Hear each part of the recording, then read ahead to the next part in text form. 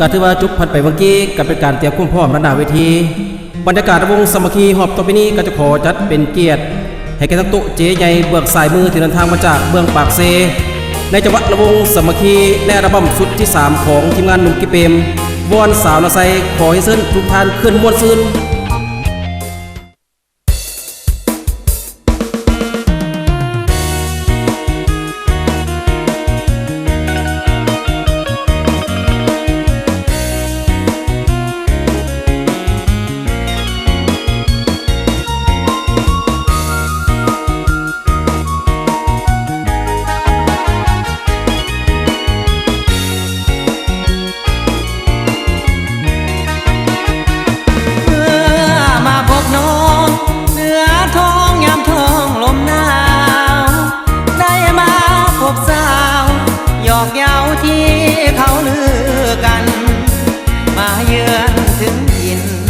ดินแดนแขวงสารวัน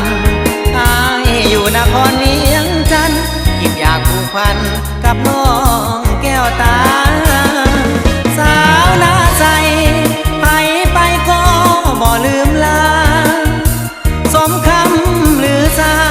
เมื่อได้มาพบน้องคนดีลูกหลานของแก้วสมแล้วที่เป็นสตรีนับว่าคนโชคดีพวกพ่อนารีที่งามซึ้งใจ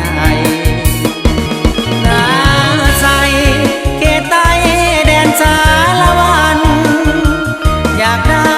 จอมขวัญมาอยู่เวียงจันทร์สร้างฝันหักอายสินค้าขายส่งมะพร้าวอ่อนน้ำหวานจับใจสมคำสาลือไปไกลมะพร้าวนาใสคือใจแท้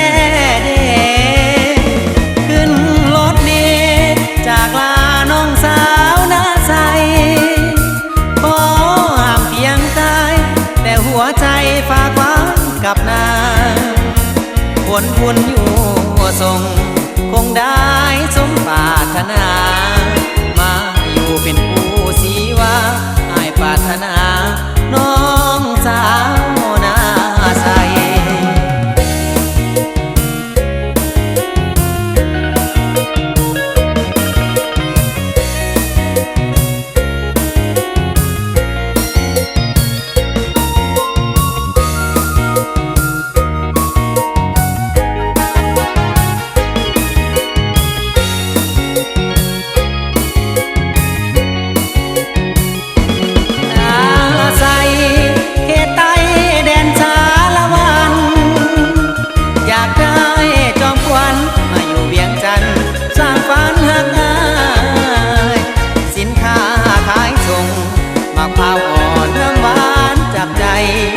สมคำสาลือไป